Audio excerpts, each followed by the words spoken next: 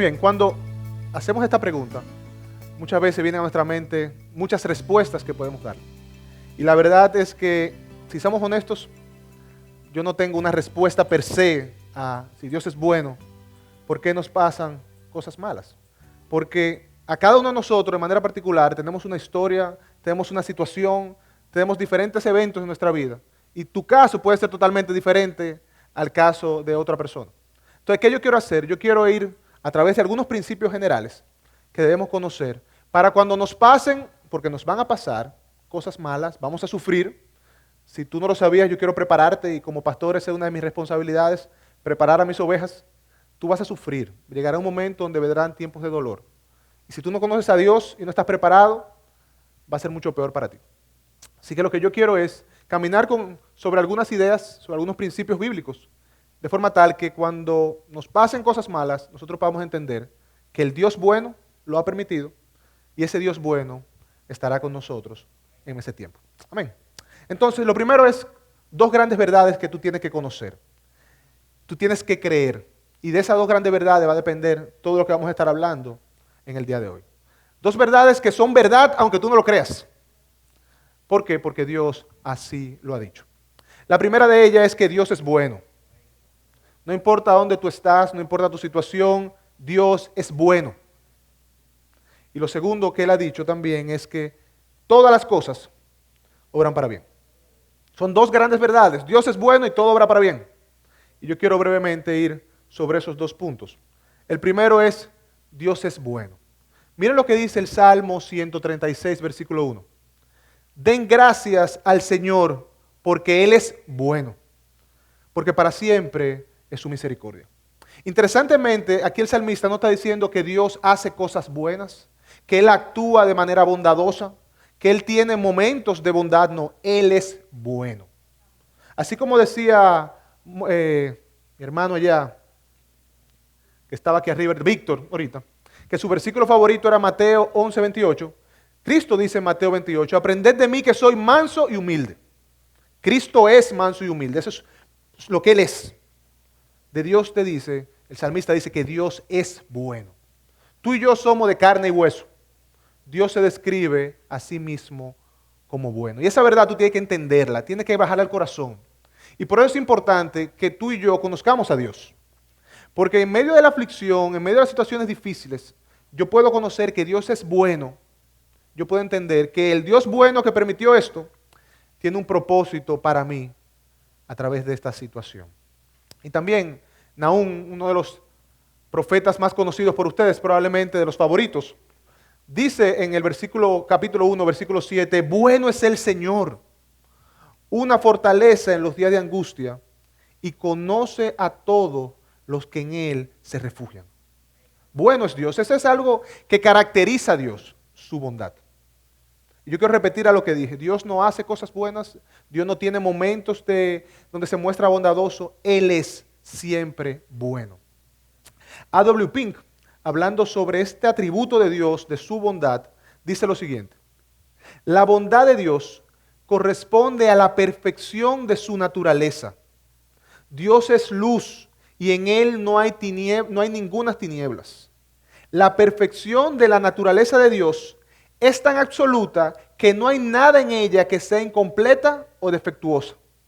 Ni nada puede serle añadida o mejorada.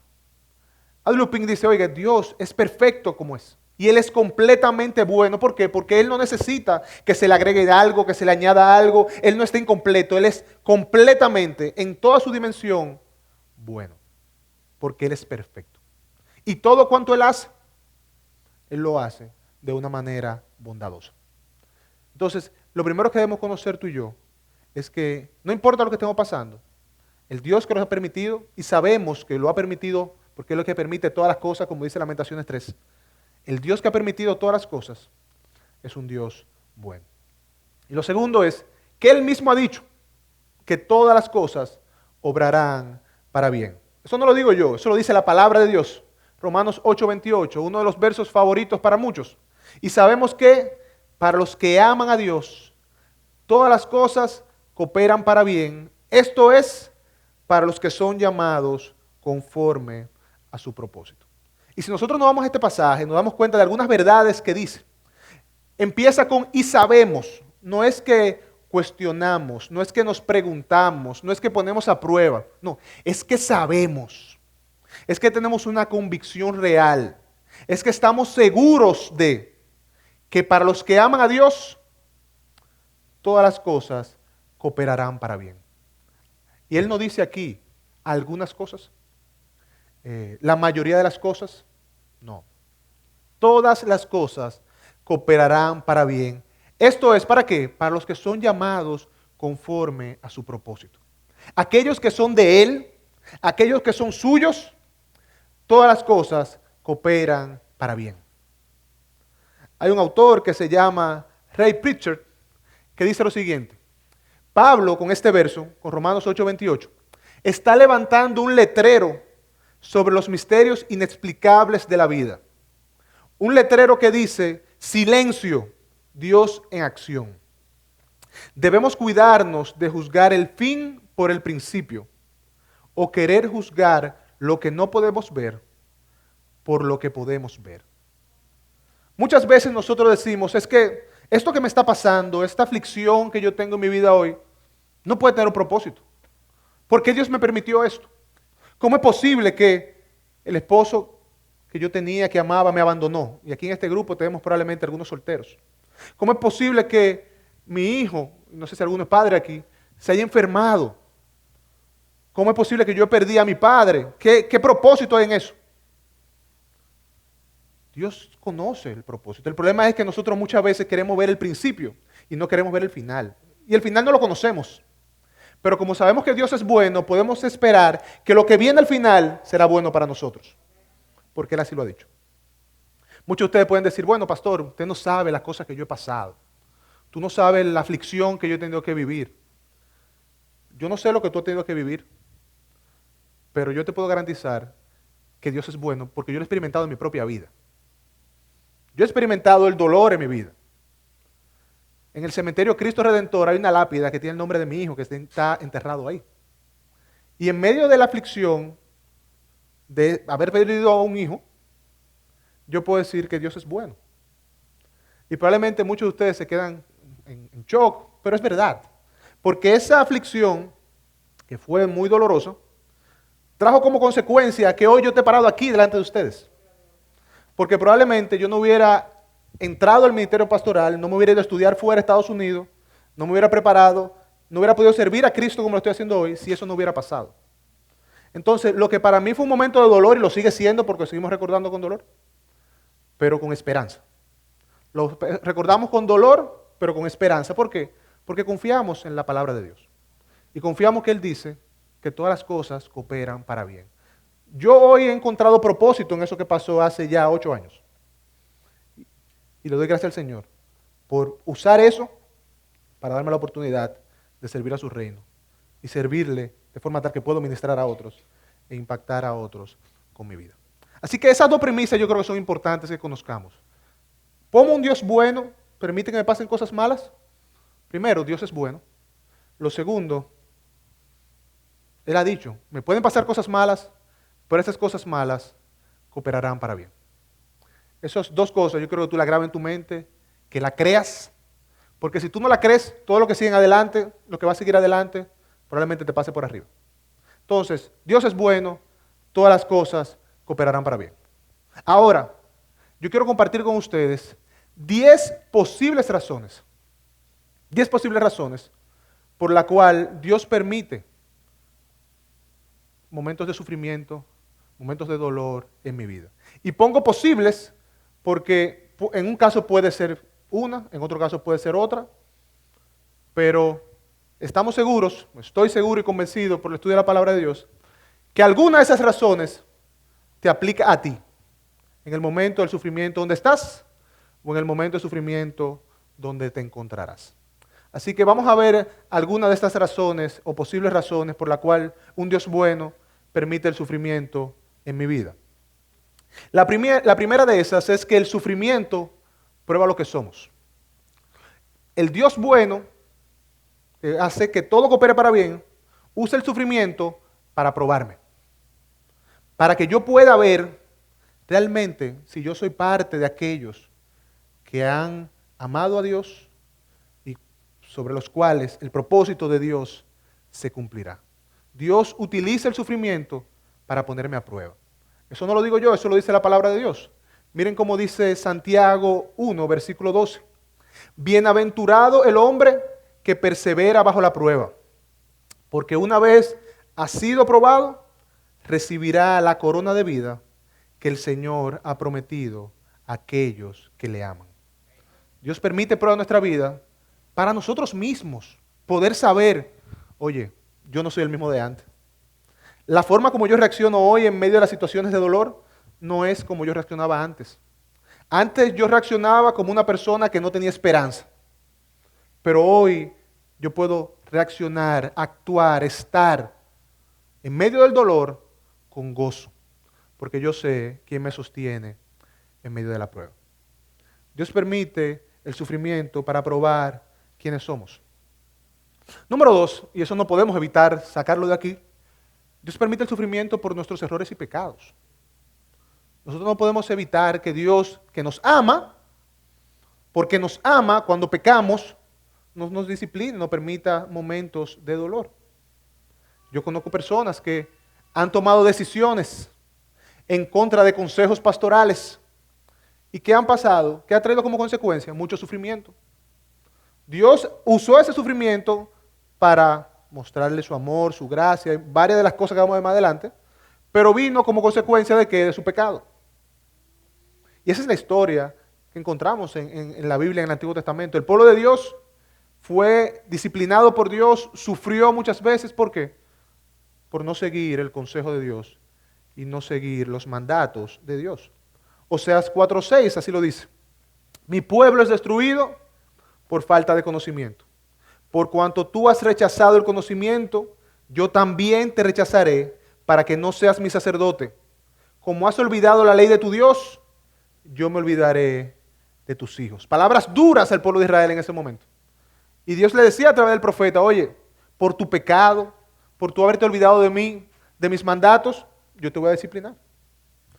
Pero te voy a disciplinar, ¿sabes por qué? Porque te amo. Porque en medio del dolor, ese dolor te traerá de vuelta a mí. Yo compartía la palabra de Dios la semana pasada en una iglesia, hermana. Y yo decía que Dios permite muchas veces estas aflicciones y nos disciplina de esta manera. ¿Para qué? Para que nosotros en medio de la aflicción sepamos es que yo tengo que volver a Dios. Porque yo no tengo a dónde ir. Dios permite el sufrimiento por nuestros errores y pecados. Martin Lloyd-Jones, un amigo querido de nuestro hermano Pedro, decía lo siguiente: el hombre no puede pretender que Dios preserve un estado de paz solo para que los hombres y mujeres pecadores continúen viviendo una vida que insulte su santo nombre. Dios nos disciplina y nos permite en nuestra vida que pasemos momentos de dolor como disciplina. ¿Por qué? Porque nosotros en algún momento pecamos contra Él y por su santidad y por su amor a nosotros, Él nos pasa por momentos donde tengamos que doblar nuestras rodillas y decir, Señor, me arrepiento, vengo a ti, perdóname. Número 3, Dios permite el sufrimiento para mantenernos humildes. Dios permite el sufrimiento y los momentos de dolor en nuestra vida para recordarnos que nosotros no somos tan buenos como nosotros pensamos, que no tenemos todas las respuestas muchas veces que nosotros pensamos, que lo necesitamos a Él. Dios muchas veces, en medio del dolor, me dice, oye, ¿tú pensabas que te las sabía todas? Yo te estoy demostrando que no, que solo hay uno que se las sabe todas, y ese soy yo. Y por eso, el llamado es, póstrate delante de mí. Segunda de Corintios 12:7 dice, y dada la extraordinaria grandeza de las revelaciones, por esta razón, para impedir que me enalteciera, dice el apóstol Pablo, me fue dado una espina en la carne, un mensajero de Satanás, que me abofetee. ¿Para qué? Para que no me enaltezca. El apóstol Pablo, Dios le había dado mucho. Dios le había dado mucho. Y como lo amaba, le dijo, mírate, yo no puedo permitir que tú en algún momento te creas que esto se trata de ti, que tú eres que te la sabe, que tú eres digno de honor y gloria. No, no, no, no. Esto se trata de mí. Y yo, porque te amo, te voy a enviar un mensajero, voy a permitir, como Dios hizo con Job en un momento, que un mensajero de Satanás, algunos dicen que era una enfermedad de los ojos, otros dicen que era otro tipo de enfermedad, otro tipo de dolencia, pero voy a permitir que esto te haga recordar que tú eres débil y que tú me necesitas a mí. Dios permite situaciones difíciles. El Dios bueno, que hace que todo coopere para bien, permite situaciones difíciles en mi vida para recordarme, oye, humíllate delante de mí. Reconoce quién yo soy. Moisés, hablando al pueblo de Israel cuando salió de Egipto, le dice en medio del desierto, oye, el Señor te sacó al desierto para humillarte, para probarte y para ver lo que había en tu corazón. Deuteronomio 8:2. El Señor te sacó de ahí, te ha permitido caminar en el desierto 40 años. Se entiende que del lugar, después que ellos cruzaron el Mar Rojo, a la tierra prometida, probablemente caminando, ellos podían llegar en 2 semanas. Pero Dios permitió que duraran 40 años dando vueltas. Dando vueltas. ¿Para qué? Para humillarles, para probarles y para ver lo que había en su corazón. ¿Por qué? Porque ese era el pueblo de Dios. Y ellos querían que ellos recordaran que ellos no eran dignos de ser llamados el pueblo de Dios, pero que eran el pueblo de Dios porque Dios los había elegido. Y Dios permite la aflicción en nuestra vida muchas veces para eso mismo, para recordarnos quién yo soy y quién eres tú. Número 4, Dios permite la aflicción, el sufrimiento para que dependamos de Él y nos gocemos solamente en Él. Para que nuestra mente no se enfoque en otras cosas, en los placeres, en los deleites de esta vida. No, no. Tú me necesitas a mí. Ven a mí. Y el apóstol Pablo lo dijo de esa manera.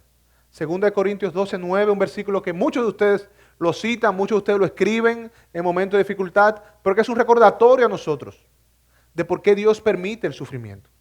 De por qué un Dios bueno permite que a mí me pasen cosas malas. 2 Corintios 12:9-10. Y Él me ha dicho, ¿te basta mi gracia? Pues mi poder se perfecciona en la debilidad. Por tanto, con muchísimo gusto me gloriaré más bien en mis debilidades. ¿Para qué? Para que el poder de Dios, de Cristo, more en mí. Por eso me complazco en las debilidades, en insultos, en privaciones, en persecuciones y en angustias, porque por amor a Cristo, por cuanto soy débil, entonces soy fuerte. Hermanos, yo no sé si tú has tenido la oportunidad, como dije al principio, si no la has tenido, quiero prepararte para eso. Si tú has tenido la oportunidad de sufrir, de pasar momentos difíciles. Oye, no hay un lugar donde tú vas a poder conocer y deleitarte y disfrutar del amor de Dios, de la misericordia de Dios, como los momentos de aflicción. No lo hay. Y Dios nos lleva al desierto para recordarnos, yo estoy aquí. Yo estoy aquí para ti. Y solo yo puedo darte gozo. Solo yo puedo darte placer, deleite verdadero. Y Cristo dice el porqué. Jesús dice el porqué. Cuando nosotros vamos a Jesús, a los evangelios, en Jesús 15:5, Jesús dice, yo soy la vid, ustedes los pámpanos o los sarmientos. El que permanece en mí y yo en él da mucho fruto, porque separados de mí nada pueden hacer. La razón por la cual yo necesito estar cerca de Dios es porque yo no soy nada sin Él. Y Dios usa el sufrimiento para recordarme esa verdad. Dios usa los momentos de dolor muchas veces en mi vida para recordarme esa verdad. Que yo soy un sarmiento y Él es la vid. Y lo que me llama es estar cerca de Él. Razón número 5. Dios permite sufrimientos en nuestra vida para librarnos de males mayores. Dios permite el sufrimiento en nuestra vida para librarnos de males mayores. Como decía el autor que yo cité ahorita, lamentablemente nosotros no podemos ver el final de las cosas. Nosotros vemos la hora. Nosotros vemos lo que va a pasar hoy. Y probablemente podemos idealizar lo que puede pasar mañana. Pero lo que va a pasar dentro de unos años, 2 años, 3 años, nosotros no podemos imaginarlo. Y Dios lo que dice es en un momento, mira, yo te voy a cortar el dedo. Hay un mal, y aquello no sé si alguno aquí es médico aquí, pero saben que cuando hay una infección, Dios decide, el médico decide, bueno, lo mejor es, para que esa infección no siga subiendo, vamos a cortar ese miembro. Y hay momentos que Dios decide, mira, yo voy a cortar el dedo antes de tener que cortar la mano. Y es exactamente lo mismo. Lo vemos gráfico aquí, y algunas se tapan la cara. Lo vemos gráfico aquí, pero es la verdad. Y nosotros que conocemos que Dios es bueno, debemos estar alertas de esto, de que si Dios me quita algo, Dios retiene algo de mí, es probable que sea para librarme de algo mucho mayor, de un dolor mucho mayor, porque Él me ama. Muchas veces nos frustramos y decimos, yo quería ese trabajo, y al final Dios decidió quitarme el trabajo. Hermano, en medio de esa molestia, por así decirlo, recuerda, tú no sabes de lo que Dios te puede estar librando. Tú no sabes del dolor del cual el Señor te puede estar librando al quitarte eso que tú querías. Eso pasa con un trabajo, pero puede pasar con relaciones, con deseos, con sueños. Yo tengo un anhelo y Dios decide amputarlo. Pues como Él es bueno, Él prefiere hacerlo así, antes de que, dejándome eso, yo tenga un mal mayor. El pueblo de Israel, luego del libro de los jueces, en un momento determinado, el primer libro de Samuel, nosotros encontramos al pueblo de Israel pidiendo un rey. Señor, queremos un rey, como las otras naciones tienen un rey. Y Dios le dice, pero yo soy su rey. A ellos, Dios decidió darle un rey. ¿Y qué pasó? Vivieron las consecuencias de eso, más adelante. En el caso nuestro, muchas veces pedimos cosas y porque Dios es bueno y nos ama, decide, mira, yo no te lo voy a dar, para que tú no sufras las consecuencias más adelante. Entonces, Dios permite muchas veces momentos de dolor en nuestra vida para evitarnos males mayores, para evitarnos dolores mayores. ¿Por qué? Porque Él es bueno y nos ama y quiere lo mejor para nosotros. Él es nuestro guardador, Él se preocupa por guardar a su pueblo, por brindar seguridad a su pueblo. El salmista lo dice en el Salmo 121, del 5 al 8. El Señor es tu guardador, el Señor es tu sombra a tu mano derecha. El sol no te herirá de día, ni la luna de noche. El Señor te protegerá de todo mal. Él guardará tu alma. El Señor guardará tu salida y tu entrada desde ahora y para siempre. Eso es lo que Él va a hacer.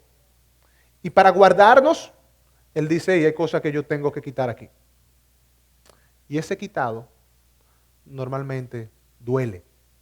El Señor lo permite para nuestro bien. Número 6, Dios permite el sufrimiento para que crezcamos. No hay nada que haga crecer a una persona más que los tiempos de aflicción. Porque en ese tiempo, como yo decía ahorita, tú puedes conocer a Dios como Él es, conocer el amor de Dios, y al conocer a Dios, tú te conoces como tú eres. Y como tú conoces a Dios y te conoces como tú eres, tú creces. ¿Por qué? Porque tú sabes las cosas que tienes que dejar, sabes las cosas que tienes que cambiar, sabes ahora en quién confiar y qué esperar. Alguien decía, la necesidad mayor de nosotros es conocer a Dios y conocernos a nosotros mismos. Porque mientras yo conozco a Dios como el Dios santo y sublime, y yo conozco lo pecador que yo soy, lo necesitado que estoy, yo recuerdo que solamente hay un lugar donde yo puedo venir. Y recuerdo que todo lo que yo tengo es por gracia. Solamente por gracia. El autor de Romanos, el apóstol Pablo dice esto. Romanos 5, del 3 al 6. Y no solo esto, dice el apóstol, sino que también nos gloriamos en las tribulaciones, sabiendo que las tribulaciones producen paciencia y la paciencia carácter probado. El apóstol Pablo dice, oye, yo me glorío en las tribulaciones, en los momentos de aflicción en mi vida. Yo puedo verlo como bueno. ¿Por qué? Porque producen en mí paciencia. Me permiten esperar en lo correcto. Y esa paciencia produce un carácter probado. Un carácter acorde a lo que yo estoy llamado a hacer. Y ese carácter probado me da esperanza. Me da esperanza. Y dice el apóstol Pablo, y la esperanza no desilusiona, porque el amor de Dios ha sido derramado en nuestros corazones por medio del Espíritu Santo que nos fue dado, porque mientras aún éramos débiles, a su tiempo Cristo murió por los impíos. Dios permite el sufrimiento de nuestra vida, el Dios bueno permite el sufrimiento de nuestra vida para que podamos crecer. Yo hablaba con alguien recientemente, le decía, fulana, era una consejería que estaba dando, tú amas mucho a tu hija, pero tú te has dado cuenta que tú no la has permitido crecer, porque así como las mariposas necesitan, cuando son oruga, desarrollar y fortalecer sus alas para poder, cuando salen de ahí, volar, tú no lo has hecho. Y de la misma manera, Dios permite el sufrimiento en nuestra vida como un capullo. ¿Para qué? Para nosotros fortalecer nuestras alas. ¿Para qué? Para que podamos volar y ser lo que Él nos ha llamado a ser. Y ustedes saben que, hermanos, Dios está comprometido con eso. Dios está comprometido con hacer de sus hijos lo que Él nos ha llamado a hacer. Y Él va a hacer lo que Él tenga que hacer para que nosotros cumplamos su propósito. Y el apóstol Pablo lo dice en Filipenses 1:6. Estoy convencido precisamente de esto, que el que comenzó la buena obra, la perfeccionará hasta el día de Cristo Jesús. Hermano, Dios va a trabajar en tu vida porque Él te va a hacer crecer. Y Él usa el sufrimiento y las aflicciones para eso. ¿Por qué? Porque es el lugar donde tú vas a entrenar tus alas para poder volar. Y Él ha dicho, yo voy a perfeccionar tu obra, mi obra en ti. Yo lo voy a hacer. Así que yo quiero prepararte, yo quiero equiparte para eso, porque Él lo va a hacer. ¿Qué quiere decir eso, pastor? Entonces que van a venir momentos de aflicción. Pero en esos momentos recuerda estas dos verdades que hablamos al principio. Dios es bueno y esa aflicción cooperará para bien. Dios es bueno y esa aflicción cooperará para bien. Número 7. Dios permite las aflicciones de nuestra vida para que podamos consolar a otros. Dios permite aflicciones en nuestra vida para que nosotros podamos consolar a otros. Hay situaciones que Él ha permitido en tu vida de dolor, abandono, rechazo, traición, mentiras, pérdida. ¿Que tú sabes qué? El propósito de Dios es que en medio de esa aflicción tú puedas crecer y cuando tú salgas de ahí, tú puedas ministrar a otro. ¿Por qué? Porque Él ha diseñado que su pueblo sea una comunidad. Y como somos una comunidad, nosotros nos edificamos unos a otros. Y para edificarnos unos a otros, Él usa hombres, mujeres que han sufrido, que han sanado y que ahora pueden consolar a otros. Hace unos meses atrás, nuestro hermano Reinaldo Logroño, nuestros ancianos de entrenamiento, predicó una historia de el autor del himno Roca de la Eternidad. No sé si lo recuerdan ese sermón, lo que tuvieron aquí. Y él decía, este hermano, no recuerdo el nombre, se encontraba caminando, iba hacia una iglesia y se encontró en medio de una gran tormenta, una gran tribulación, se metió dentro de una roca y dentro de esa roca, para no morir, en esa gran aflicción, él escribió este himno. Y este himno a través de los años ha servido de inspiración para consolar, ministrar a otros. Dios permitió la aflicción a este hermano para que él escribiera esta canción, para a través de esta canción poder consolar a otros. Dios permite situaciones en nuestra vida, momentos de dolor y de aflicción, para que al ser consolados por Dios, con esa misma consolación, podamos después venir, sentarse con un hermano, con empatía, y decirle, hey, yo entiendo tu dolor, yo sé lo que sientes, pero tú sabes que hay esperanza, porque yo estuve ahí, y mira dónde estoy hoy. El Señor me sanó y me rescató.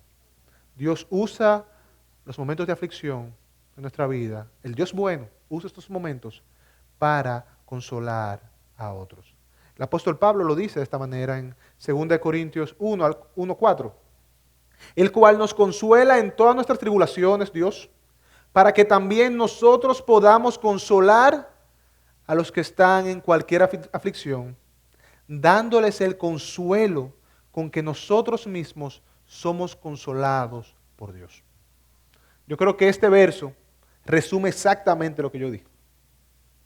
Dios permite la aflicción en nuestra vida para Él manifestarse, consolarnos, y con ese consuelo, con ese amor y con esa gracia, yo pueda más adelante consolar a otros. Razón número 8. Dios permite aflicción en nuestra vida para que seamos ejemplo para otros. No solamente consolación, sino para que seamos ejemplo. Y tú te preguntarás, ¿cómo así? Bueno, cuando nosotros vamos a la palabra de Dios, Primera de Corintios 10, si tú lo tienes ahí, yo quiero motivarte que cuando llegues a tu casa lo puedas buscar. Nos habla de cómo el pueblo de Israel se deleitó en Dios en el desierto, disfrutó del alimento de Dios, la cobija de Dios, pero Dios, por su beneplácito y según su santa voluntad, permitió que ellos fueran afligidos. Pero ¿tú sabes para qué? Para que fueran ejemplos para ti y para mí. Miren cómo lo dice 1 Corintios 10, del 11 al 12. Y te quiero motivar a que leas el capítulo. No lo leo porque es un poco largo, pero esta es la conclusión de esto. El apóstol Pablo dice, estas cosas sucedieron como ejemplo y fueron escritas como enseñanzas para nosotros, para quienes ha llegado el fin de los siglos. Por tanto, el que cree que esté firme, tenga cuidado que no caiga. El apóstol Pablo hace esta ilustración del pueblo de Israel. Cómo ellos disfrutaron de Dios, cómo estaban llamados a ser el pueblo santo de Dios, a caminar en santidad porque Dios estaba con ellos. Pero en un momento se confiaron y cayeron. Cayeron. Dios permitió que cayeran. ¿Para qué? Para que nos fueran ejemplo a ti y a mí. Para que al caer nosotros sepamos, hey, yo tengo que cuidarme, porque también me puede pasar a mí. Dios permite el sufrimiento en nuestra vida para que podamos ser ejemplos para otros. Para que podamos ser ejemplos para otros. Y este es uno de los casos, yo le digo, Señor, por favor, no me coja de ejemplo. Aplícame cualquier otra, pero no me aplique esa. ¿Entiendes? No me aplique esa. Entonces, hermanos, si alguno de ustedes creen, y este es el recordatorio que quiere hacer Pablo aquí, oye, ¿tú crees que tú estás firme, que tú nunca vas a pecar? Cuídate. Porque tú puedes pecar, tú puedes caer. Mira esta gente que cayeron y son un ejemplo para ti. Pero ¿qué puede pasar? Que al tú caer también puede ser un ejemplo para otros. Dios usa el sufrimiento para que seamos ejemplos. Número 9, Dios usa el sufrimiento para que podamos ver, para que otros puedan ver el poder de Dios. Dios usa el sufrimiento para que otros puedan ver el poder de Dios. Muchos conocen esta historia. Juan 9. La historia del hombre que nació ciego. Este fue un hombre que nació ciego y dice la palabra que se preguntaban, ven acá, pero ¿quién pecó? Los discípulos se preguntaban a Jesús, ¿quién pecó, él o sus padres? Y Jesús le dijo, no, ninguno de los dos pecaron, ni él ni sus padres. Miren cómo lo dice Juan 1, del 1 al 3, al final. Sino que estas cosas sucedió, ¿para qué? Para que la obra de Dios se hiciera evidente en su vida. Este hombre nació ciego, ¿sabe con qué propósito? Para que la obra de Dios se hiciera evidente en su vida. Para que otros pudieran decir, como dijeron al final. Si tú no conoces esta historia, quiero parafraseártela de manera rápida. Cristo se encuentra con este hombre que está ciego. Los discípulos le hacen esta pregunta. Maestro, ¿quién pecó? ¿Él o sus padres? Y Cristo les responde lo que está ahí. Cristo le dice, no, ninguno ha pecado. Toma el ciego de nacimiento, escupe sobre el barro, le pone el barro en los ojos, le dice, ve al estanque de Siloé, lávate. ¿Saben qué pasó? Que el hombre vino viendo. Esto trajo como consecuencia que todo el mundo estaba vuelto loco y sin idea. ¿Y cómo es esto? Pero tú no eres el ciego que estaba sentado. Lo llevan a donde los fariseos y le dicen, pero ven acá, pero tú naciste ciego. Y le dicen, yo no sé, yo sé que yo era ciego y ahora veo.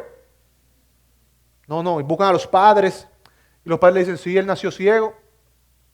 Al final, todo el mundo de la comunidad tuvo que reconocer que el ciego vio y que hubo uno que lo hizo ver. Y fue Cristo Jesús. Dios permite muchas veces situaciones. ¿Para qué? Para que su obra sea manifestada. Nosotros tenemos un caso en la iglesia. Si tú no eres de aquí de Ibio, si tienes poco tiempo aquí con nosotros, nosotros tenemos un caso en la iglesia de un hermano muy querido que hace unos 4 o 5 años le diagnosticaron un cáncer de médula. Un muchacho joven que hoy debe tener unos 28 años y le diagnosticaron un cáncer de médula. ¿Qué hizo el pueblo de Dios? El pueblo de Dios oró. Le hicieron todos los análisis y él estaba enfermo. Al final, ¿qué hizo el pueblo de Dios? Siguió orando. ¿Y qué hizo Dios? Dios lo sanó. Y hoy él puede testificar del poder de Dios en su vida. Dios permitió una aflicción difícil en su vida, dolorosa. Y yo que estuve cerca de él, sé lo difícil que fue. Pero Dios permitió esa aflicción para al sanarlo, el Señor fuera glorificado y la obra de Dios pudo verse. Pero hay otros casos, hermanos, donde hermanos han tenido cáncer, enfermedades, el pueblo de Dios ha orado, ¿y usted sabe qué ha pasado? No se ha sanado. Pero al ver la esperanza y la confianza de este afligido, otros pueden ver, aún en medio de la enfermedad, esa gente cree en algo que es mayor que lo que yo puedo creer. Y Dios se sigue glorificando. Así que, ya sea en la sanidad o en la enfermedad, Dios usa el sufrimiento para Él mostrar su poder, para Él mostrar su favor, para Él mostrar su gracia.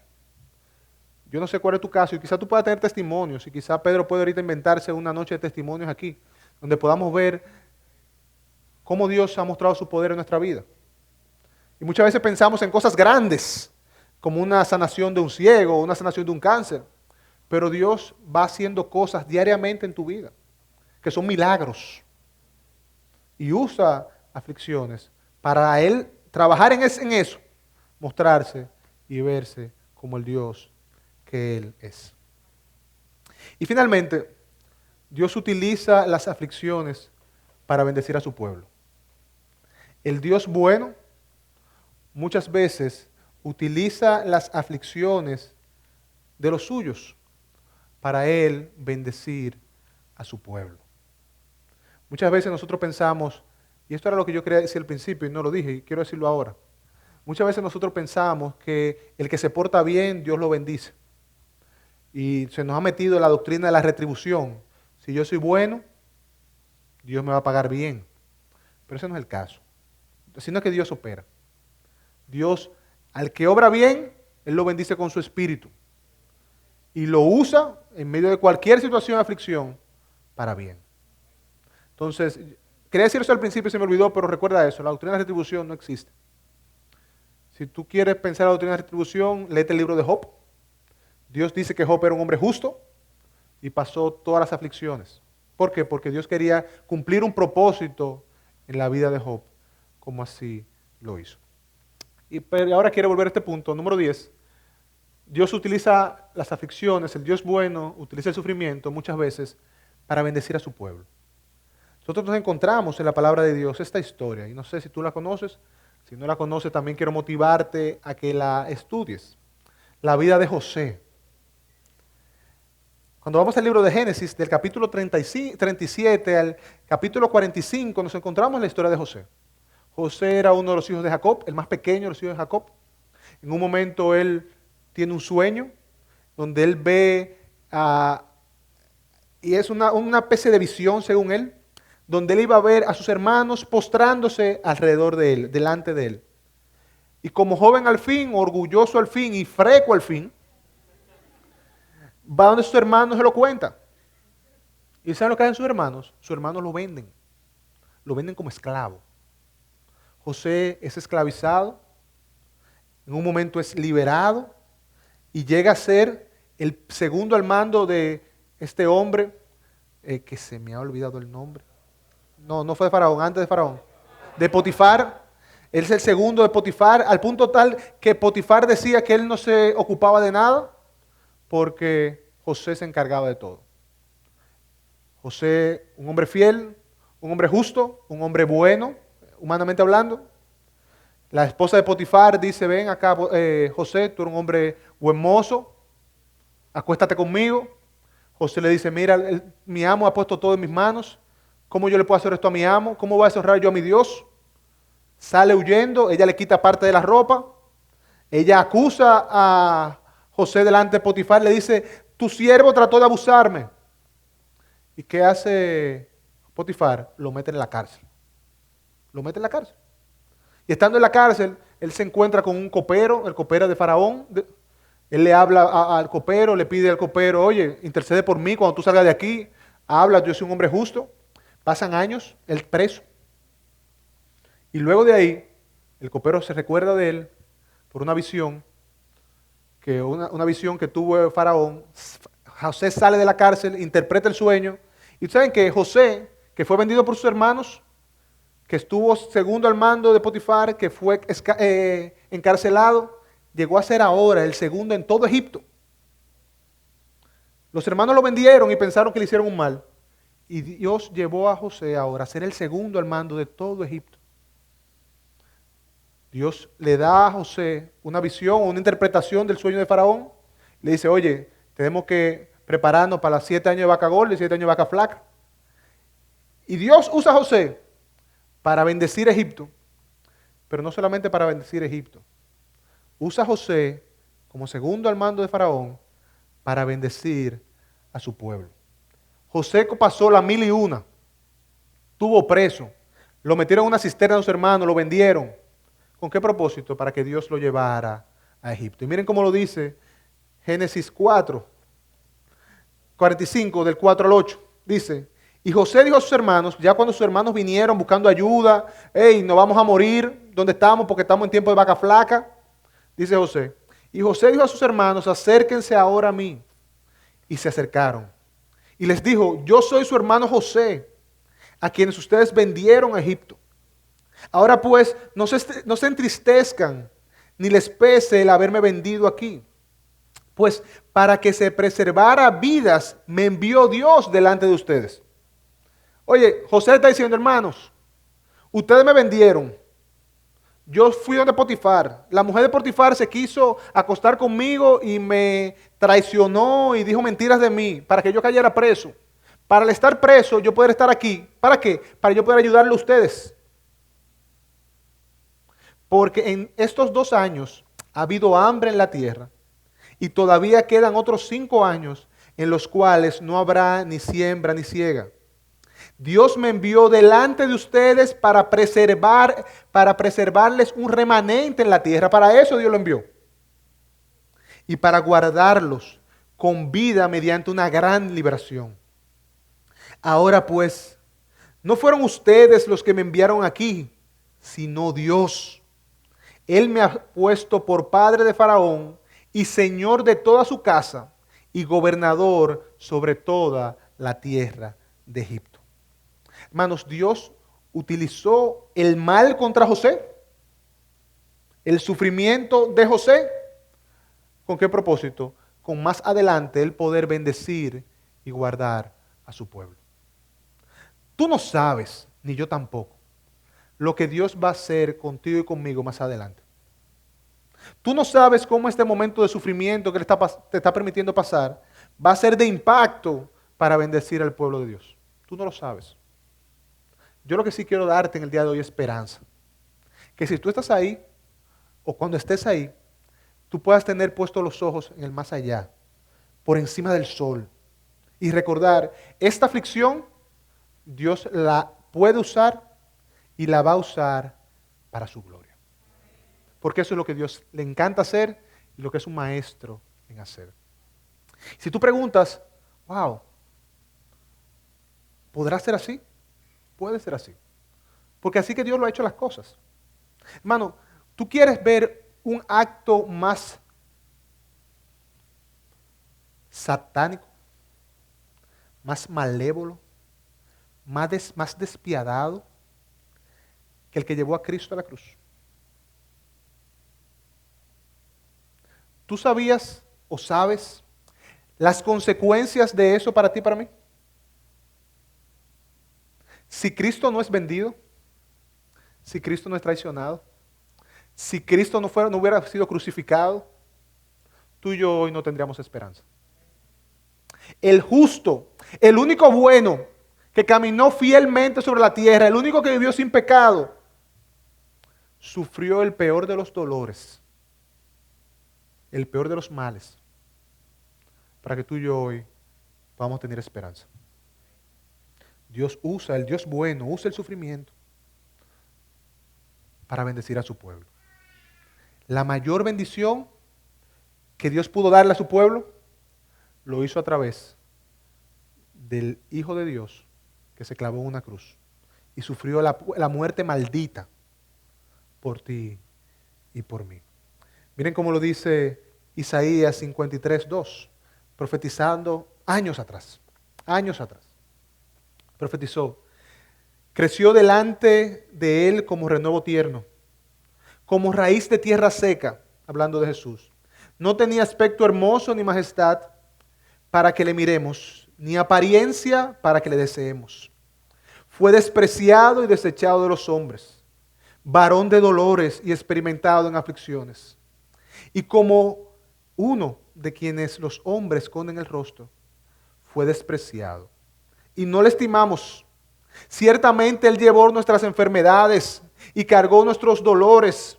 Con todo nosotros lo tuvimos por azotado, por herido de Dios y afligido. Pero Él fue herido, ¿por qué? Por nuestras transgresiones, molido por nuestras iniquidades. El castigo por nuestra paz cayó sobre Él, y por sus heridas hemos sido sanados. Hermanos, el llamado nuestro es a ser como Cristo. Él dice, aprended de mí, sean como yo. El apóstol Pedro dice en 1 de Pedro, versículo 5, capítulo 4, dice, nosotros estamos llamados a seguir el ejemplo de Cristo. Y ustedes saben que el justo tuvo que sufrir para bendecir al pueblo de Dios. Hermano, cuando te toque sufrir, yo quiero implorarte, quiero poner en tu corazón, ve tu sufrimiento como una oportunidad. Como una oportunidad para que en medio de ese sufrimiento tú puedas conocer más a Dios y que Dios use ese sufrimiento para bendecir a su pueblo. ¿Por qué? Porque Dios es bueno. Y Él ha dicho que todas las cosas cooperarán para bien. Al final, el sufrimiento va a llegar, hermano, a nuestra vida. Yo lo dije ahorita. El sufrimiento va a llegar a nuestra vida. Y nosotros podemos negarlo, negar que Dios es bueno, negar que esto va a orar para bien. Podemos airarnos con Dios. Podemos molestarnos con Dios. ¿Por qué tú permites esto en mi vida? ¿Por qué esto me pasa a mí? Incluso podemos deprimirnos y entrarnos en una cueva donde nadie nos saque. Podemos negarlo, podemos airarnos, podemos deprimirnos o podemos hacer lo que Cristo nos manda hacer. En medio de la aflicción, tomar nuestra cruz, tomar la cruz de Cristo y hacer lo que Él hizo. Pasar nuestro sufrimiento con esperanza, sabiendo que esta aflicción Él la usará para su gloria. Hermanos, Dios es bueno. Dios es bueno. Y es una verdad que tú tienes que traspasar en tu corazón. Hay una cosa que yo repito mucho y creo que si no lo hago cada vez que predico, por lo menos de 5 o 4 lo digo. Hay una verdad que tú tienes que entender. Y es que Dios es bueno y que Dios es soberano. Por lo cual todo sufrimiento que pasa en tu vida está bajo la soberanía de Dios, bajo el control de Dios y motivado por su bondad.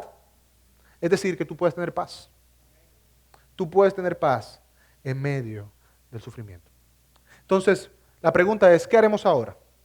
¿Qué vamos a hacer ahora cuando nos toque el sufrimiento? ¿Qué vamos a hacer ahora cuando nos pasen momentos difíciles? ¿Qué vamos a hacer ahora si yo estoy ahí en momentos difíciles? ¿Cómo yo voy a ver el sufrimiento ahora en este momento difícil? Yo quiero leer un pasaje y con él cerrar. Porque esta es la actitud que yo quiero que tú tengas y la actitud que yo quiero tener. La actitud del apóstol Pablo en 2 Corintios 4, del 16 al 18. Él dice, por tanto no desfallecemos. Antes bien, aunque nuestro hombre exterior va decayendo, sin embargo nuestro hombre interior se renueva de día en día. Pues esta aflicción leve y pasajera, paréntesis ahí, yo creo que tú leas 2 Corintios y que tú veas la aflicción leve y pasajera del apóstol Pablo. Fue azotado 2 veces, 39 con 39 azotes, naufragó, apedreado, abandonado, pasó hambre, desnudez. Léete lo que es la aflicción leve y pasajera. Y él dice, esta aflicción leve y pasajera nos produce un eterno peso de gloria que sobrepasa toda comparación, al no poner nuestra vista en las cosas que se ven, sino en las que no se ven, porque las cosas que se ven son temporales, pero las que no se ven son eternas. Bingo, ahí está la clave. Ahí está la clave. Ahí está la clave. Yo tengo que poner mis ojos no en esta aflicción, ley pasajera del momento, que yo estoy viendo, lo que yo estoy pasando, la deuda que tengo, el conflicto que tengo, el rechazo que tengo. No, no, no, no. Es en lo que no puedo ver. Y lo que no puedo ver es algo que Dios ha garantizado para mí, para ti, para mí, que es su eternidad. Que es estar con Él eternamente, disfrutar eternamente de Él. Ya lo que Él también ha garantizado para ti, para mí, es que esta aflicción, por dolorosa que sea, Él la va a usar para bien. Para bien de otros y para mi bien. Para el bien de mi alma y para la gloria de su nombre. Si Dios es bueno, ¿por qué suceden cosas malas? Ya sabemos. Ya sabemos por qué me pueden suceder cosas malas. Vimos 10 razones por qué Él lo puede hacer. Al final, mi motivación a ustedes, pongamos los ojos en Cristo. Quita los ojos de ti. Uno de los problemas que tenemos nosotros como generación joven, me voy a incluir ahí, es que somos la generación, probablemente esta generación y la que viene cada vez más, somos las generaciones más hedonistas que ha habido. Que estamos más centrados en nosotros que otra generación. Quita los ojos de ti y ponlo en Cristo. Y recuerda que Él va a usar esto para tu bien y para su gloria.